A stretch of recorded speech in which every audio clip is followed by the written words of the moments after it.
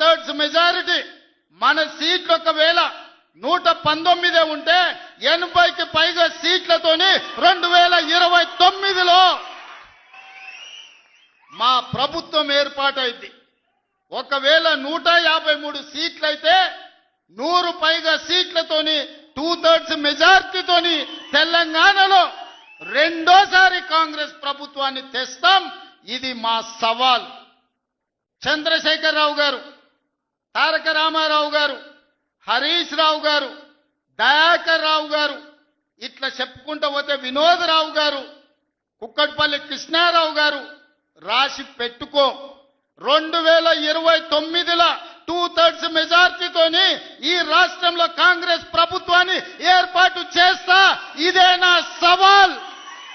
శాతనైతే కాసుకో బిడ్డ. నీ రాజకీయం ఏందో నేను చూస్తా.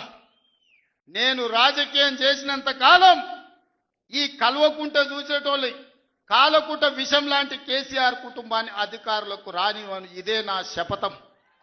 ఇదే నా శపథం. కొడంగల్ బిడ్డగా ఈ గడ్డ మీద నుంచి నేను శపథం చేస్తున్నా. నేను రాజకీయాలలో ఉన్నంతసేపు రాబోయే ఎన్నికల్లో కేసీఆర్ కుటుంబానికి అధికారం అనేది ఇక కళ.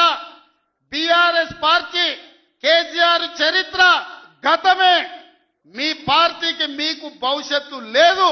ఎవడైనా చర్చించుకుంటే పొద్దుపోయినప్పుడు మాట్లాడుకోవడానికి పనికొచ్చే చరిత్రనే తప్ప భవిష్యత్తు తెలంగాణ రాష్ట్రానికి నీ తరఫున ఒరిగేది ఏమీ లేదు. బీఆర్ఎస్ కేసీఆర్ గతమే, తెలంగాణ భవిష్యత్తు కాంగ్రెస్.